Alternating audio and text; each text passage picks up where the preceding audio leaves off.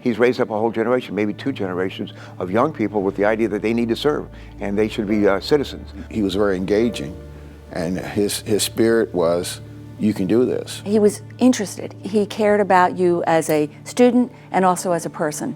Jim could teach 5-year-olds, 2-year-olds, 85-year-olds, because he knew how to interact with them and respected them. I referred to him as one of the university's great statesmen. What he did was carry the sense of our mission out into the community. He promoted being an active citizen by his example of running for office himself. There's so many people that became elected officials in Delaware that were students of Jim's. When I met Jim Soules, I said, this is why I'm here. I had a chance to work in his campaign, to serve as a volunteer, as the treasurer, fundraiser, of all the people that I've known in my life who helped make it possible for me to have these opportunities. But beyond my parents, who gave birth to, brought me into the world, it would be Jim Soules. Dr. Soules helped me to get an internship at the Attorney General's office in Wilmington. Dr. Soules' influence was, if that's your passion, that's what you should do. Dr. Soules was nonpartisan. Some of his best students, I'm sure, were Republicans and Democrats. So that didn't matter to him. Such a shining role model of someone who did so much for so many others. What I learned from him about citizenship is to give back. He would always say to us, don't thank me, pass it on. A consummate professor. He met every student where they were.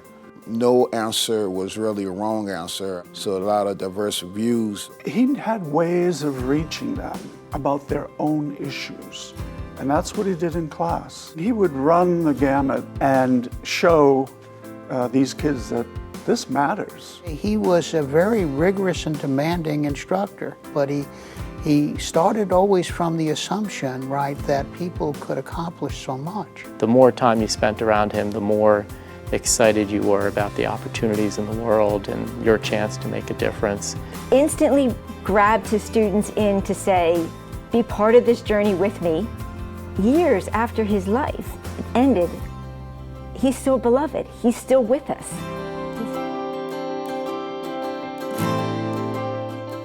As much as Jim loved his students, there was no one he loved more, I think, than Ada Lee. He hit the jackpot with Ada Lee Soules. Brilliant, beautiful, warm, loving woman.